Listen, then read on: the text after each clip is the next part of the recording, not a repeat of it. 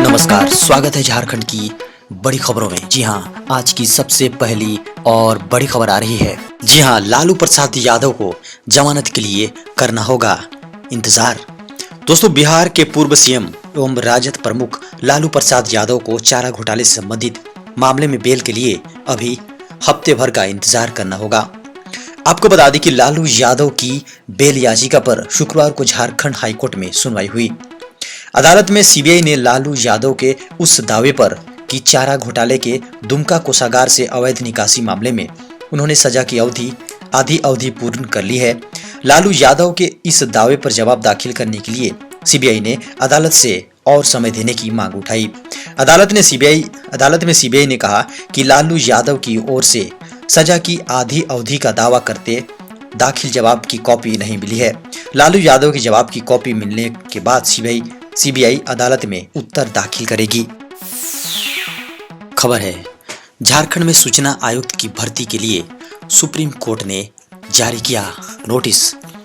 दोस्तों, झारखंड राज्य सूचना आयोग में मुख्य राज्य सूचना आयुक्त के साथ राज्य सूचना आयुक्त के पद भी खाली हैं।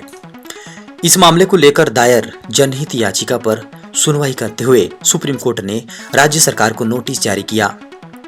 आपको बता दें कि कार्यवाहक मुख्य राज्य सूचना आयुक्त का मई 2020 में ही कार्यकाल समाप्त हो गया। आयोग में लंबित पड़े मामलों की सुनवाई ठप हो गई है। याचिका में यह भी कहा गया है कि राज्य सरकार की ओर से इन खाली पदों को भरने के लिए कोई प्रभावी कदम नहीं उठाया गया है। दोस्तों, अगली बड़ी खबर आ रही है। झारखंड के छात्रों के लिए फरवरी में जिलों को मिलेगी राशि। दोस्तों, झारखंड के सरकारी स्कूलों में पढ़ने वाले पहली कक्षा से 8वीं तक के छात्रों को नया शैक्षणिक सत्र प्रारंभ होने के पहले ही पोशाक देने के लिए झारखंड शिक्षा परियोजना द्वारा पोशाक के लिए राशि फरवरी के प्रथम सप्ताह में जिलों को भेज दी जाएगी। आपको बता दें कि सत्र 2020-21 के लिए लगभग 37.5 लाख विद्यार्थियों को पोशाक दी जाएगी। जी हां, आपको बता दें कि पोशाक के लिए जेईपीसी द्वारा जिलों को राशि भेजी जाएगी। पोशाक वितरण में स्वयंसेवी समूह, महिला मंडल, सखी मंडल द्वारा तैयार पोशाक को प्राथमिकता देने का प्रावधान है। स्वयंसेवी समूह द्वारा पोशाक उपलब्ध नहीं कराए जाने की स्थिति में छात्रों के बैंक खाता में पैसे ट्रांसफर की जाएगी। खबर है, 3 मजदूरों की दम घुटने से मौत, करते थे ईंट भट्टे में काम।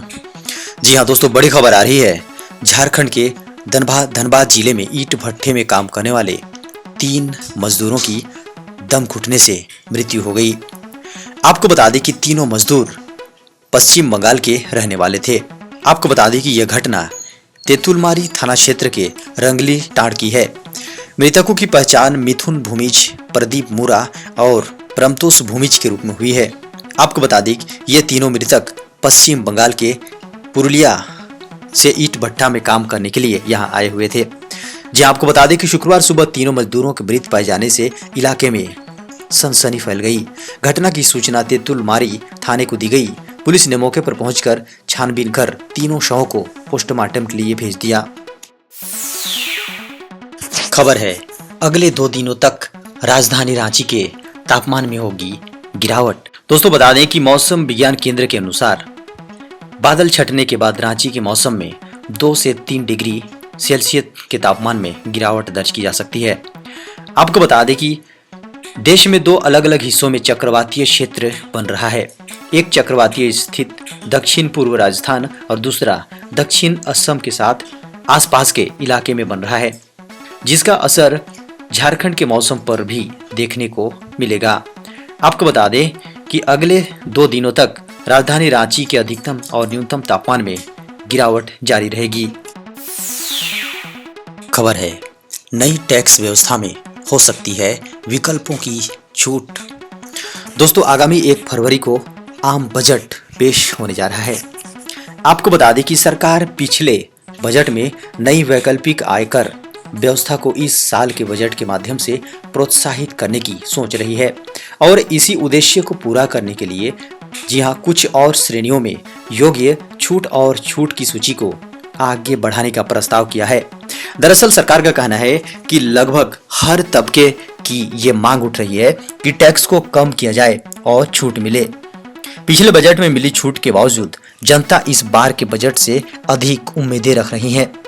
आपको बता दें कि एक अंग्रेजी वेबसाइट के अनुसार सरकार आम बजट को लाने से पहले इसकी चर्चा में कर के बोझ को कम करने के बारे में सोच रही है।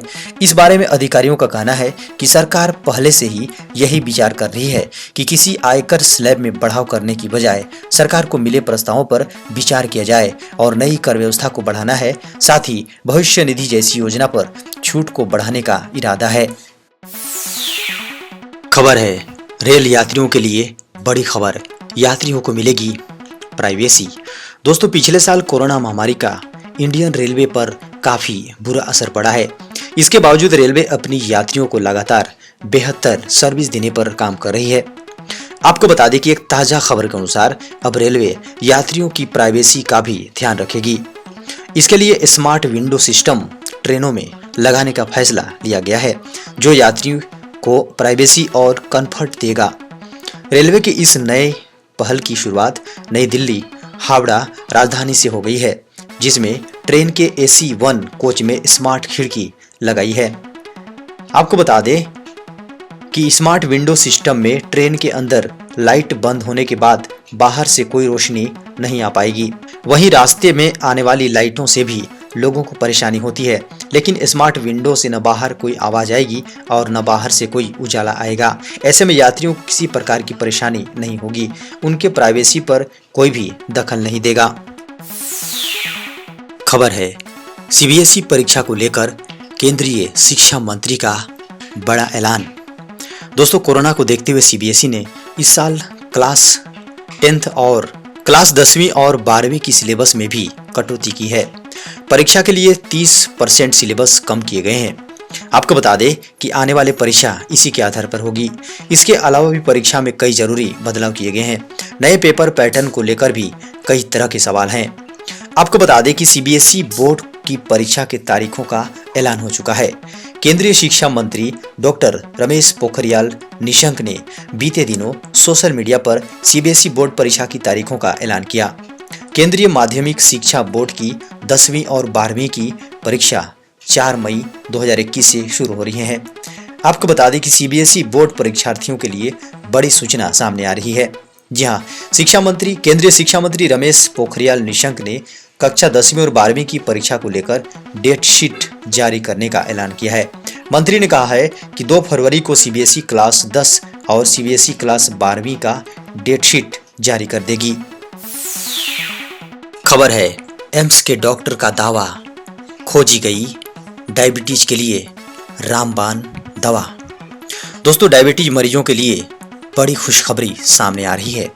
एम्स दिल्ली ने डायबिटीज के असरदार इलाज के लिए रामबाण दवा के खोज की दावा किया है।